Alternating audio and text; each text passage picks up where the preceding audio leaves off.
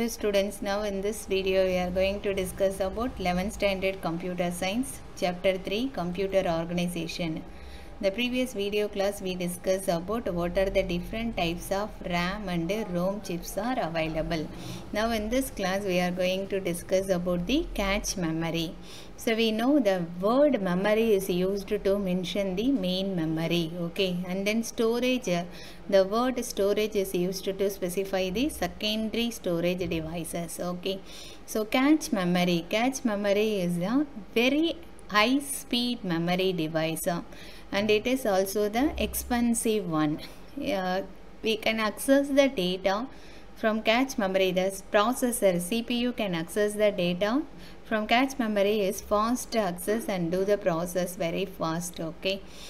Now you can see the definition. The cache memory is a very high speed and expensive memory which is used to speed of the memory retrieval process. So if we want to retrieve the data from cache memory, you can retrieve the data in very fast manner, okay. So due to its higher cost, the CPU comes with a smaller size of cache memory compared with the size of the main memory. So the cache memory size is very small because of this high cost, okay. Without cache memory, every time the CPU requests the data, it has to be fetched from the main memory, which will consume more time. So without this cache memory, how we can access the data means we can access the data, that is the CPU can access the data from the main memory. It takes more time when comparing to retrieve the data from cache memory. So cache memory is near to the CPU, so the data can be accessed fast manner, okay. Can you able to remember the memory hierarchy? Last video class we discussed, no? So this is the memory hierarchy diagram. See this, from this cache memory is the first level, okay. Cache memory is nearest to the CPU. It can access the data at very fast manner. After the cache memory, main memories are available, and then hard disk, okay. So here the memory hierarchy is represent smaller capacity, faster access time and higher cost, okay. So the cache memory capacity, that is memory storage place is very small, but you can able to access the data at very fast manner, okay. The idea of introducing a cache is that this extremely fast memory would store data that is frequently accessed and it possible the data that is closer to it. So how it is possible to access the data at very fast manner? Cache memory is closer to the CPU, okay. It is closer to the CPU, so we can access the data in very fast manner. So this helps to achieve the fast response time. We already studied, no, what is meant by response time. Response time is also known as access time. So what is the meaning of response or access time means how many seconds is taken to read or write process, okay. Either you can read a data present in the memory or you can write data to the memory. How much of time it's taken, that time is known as the response time or access time, okay. So access time refers to how quickly the memory can respond to a read or write request. So we already know the reader, there are two operations done by the memory, yes. So that is read or write operation. Both these operations can be done with the single header, okay. That is in this header we are having signal, control signal is 1 means that will perform a read operation. When the control signal is having 0 means that will do the write operation, okay. The arrangement of cache memory between the CPU and the main memory look like this, okay. So the central processing unit can take the data from cache memory as much as fast, okay. So when the data is not available in cache memory, then processing unit will take data from the main memory.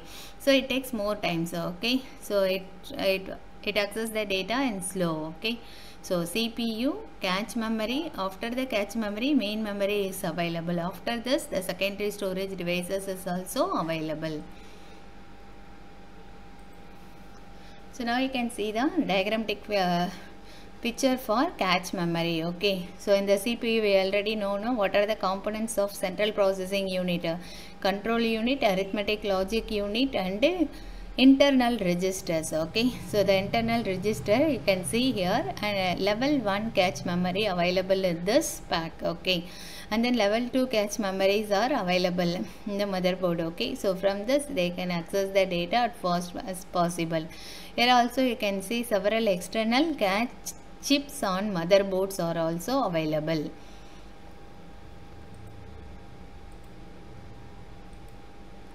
So now you can see about secondary storage devices. So what is meant by secondary storage devices? The devices that are used to store data as permanently, that is known as secondary storage devices. Okay, a computer generally has limited amount of main memory. Main memory is limited amount of main memory only available. Okay, so because the cost is high, so the main memory capacity is low, which is expensive and volatile. So what is the reason why the main memory is limited? Main memories are expensive and volatile. We already know what is the meaning of volatile. Volatile means temporary. It stores the data temporary. So to store data and programs permanently, if you want to save the data permanently to your computer, then we need a secondary storage devices. Okay, so secondary storage devices serves as a supportive storage to main memory, and they are non-volatile. Secondary storage devices are non-volatile. That means it is a permanent copy. Okay, secondary storage devices are non-volatile memory. It stores the data permanently. Secondary storage is also called as backup storage. You can also call it as a backup storage devices. Okay, secondary storage devices is also known as backup storage device.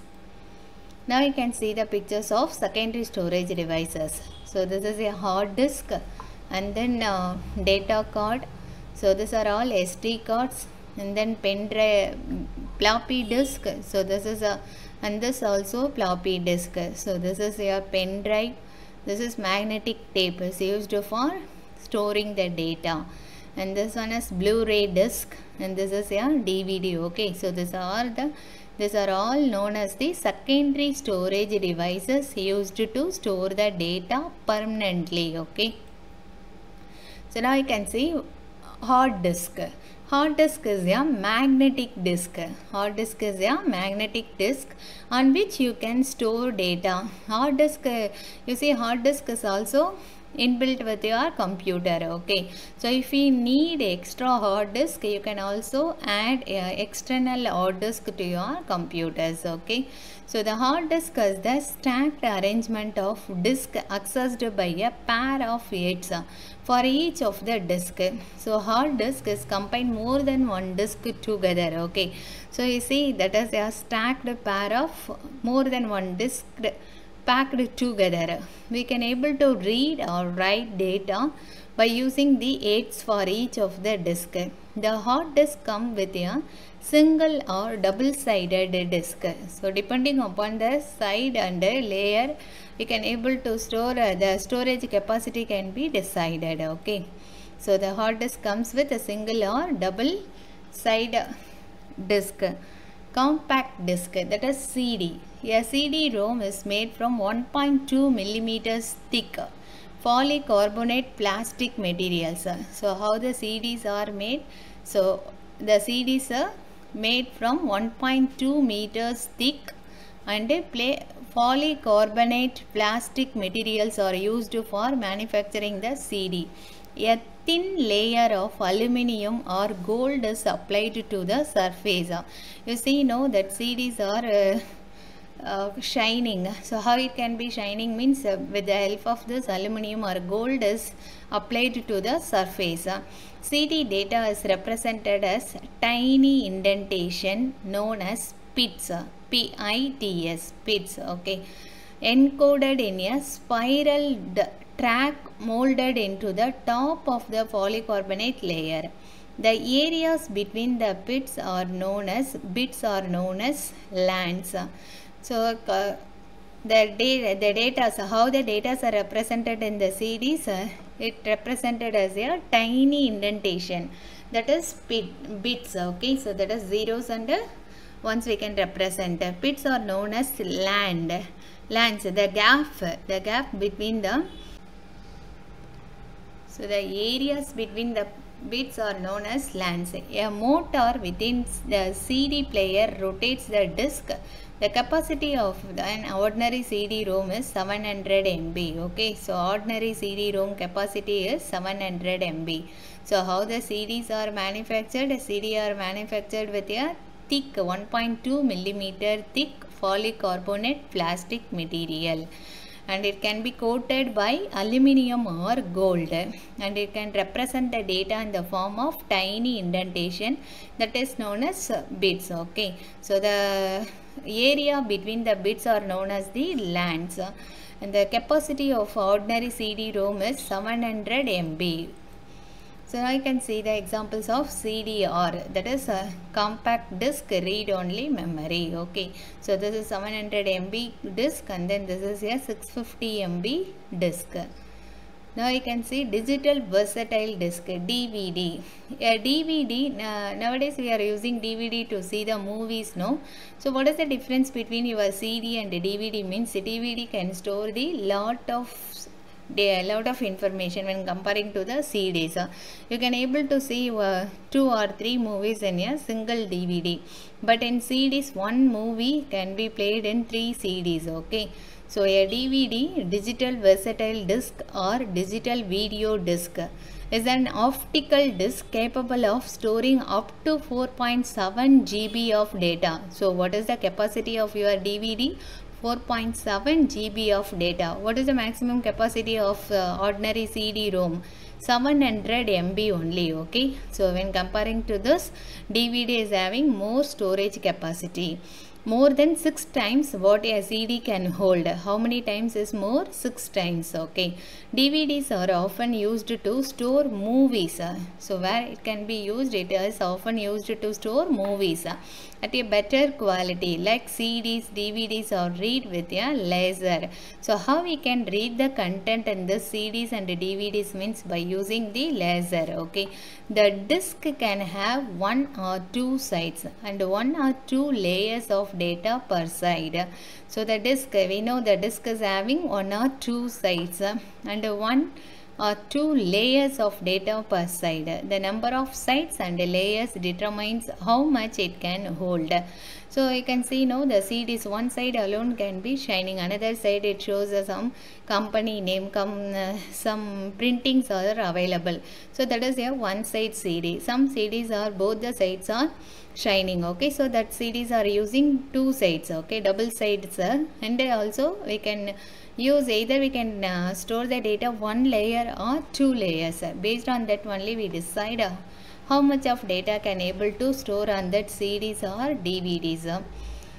A 12 cm, that is a 12 centimeter diameter disc with a single layer as 4.7 GB. So DVD with having single layer we can able to store 4.7 GB data. Whereas the single sided double layer, okay, so single side only you can able to store the data, but double layer means you can able to store 8.5 GB capacity of data. The 8 cm DVD has 1.5 GB capacity. The capacity of a DVD ROM can be visually determined by nothing the number of data sides of the disk. So double layered sides are usually gold colored, while single layered sides are usually silver colored, like a CD. Okay, so how you can identify the double layered CDs? Usually coated by the gold color, and then single layered sides DVD are coated by the silver color. Okay, like a CD, the DVD is also appear. Now you can see this. So this is your DVD diagrams. Okay, so double side and single side DVDs are available. Flash memory. So another secondary storage device is flash memory. Flash memory is an electronic non-volatile computer storage medium, that is solid state storage medium, that can be electrically erased and reprogrammed. This flash memories are, you can able to erase the data as well as you can able to reuse the space and you can store the data again. Okay, they are either EEPROM. In the last class we discussed, what is the expansion of EEPROM? Electrically erasable programmable read-only memory, or EEPROM, that is erasable programmable read-only memory. Okay, so these are the examples of flash memories. So flash memories are pen drives, memory cards, etc. These are all the examples of flash memory device. Flash memories can be used in personal computers, personal digital assistant, digital audio player, digital cameras and mobile phones. Okay, we are using mobile phone now. If you are taking photo, if you don't like that one, we just delete the photo and then reuse that memory space occupied by that photo or videos. Okay, so that type of memory is known as the flash memory. Flash memory offers fast access time. The time taken to read or write a character in memory is called the access time. We already discussed, what is meant by access time. What is the another name of access time? Access time is also known as a response time. Okay, so what is meant by response or access time? The time taken to read or write a character in memory is called the access time. The capacity of the flash memory vary from 1 gigabytes to 2 terabytes. Okay, so the maximum capacity of this flash memory is from 1 gigabyte to 2 terabyte. Okay, so now you can see the different varieties of flash memories. That is a memory card, pen drive, SD cards. SD cards are available different GB, 8 GB, 32 GB to 56 GB, and then flash memory is also available. Okay, Blu-ray disc. Blu-ray disc is a high density optical disc similar to DVD. So Blu-ray disc is also the high density optical disc. Blu-ray is the type of disc used for PlayStation games and more, and for playing high definition movies. So if you want to store games, we need a more memory space when comparing to the normal movies. A double layer Blu-ray disc can store up to 50 GB of data.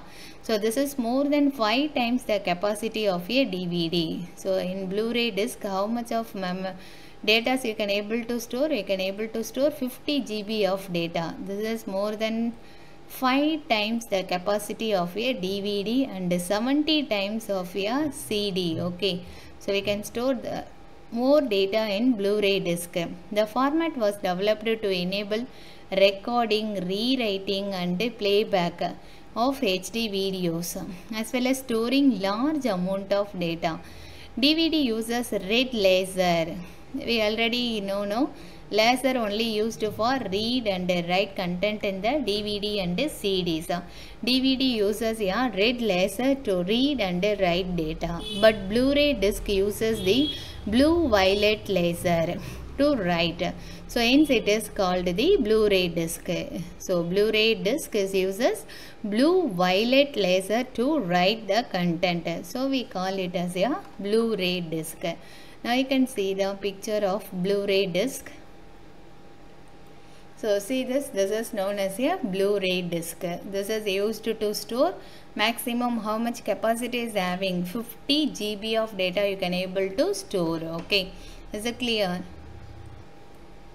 So that's all about the secondary storage devices given in your book. Okay, so now in this video class we discuss about the different kinds of secondary storage devices used in the computers. Okay, is it clear? Okay students, in the next class we discuss with the next topic. Thank you students.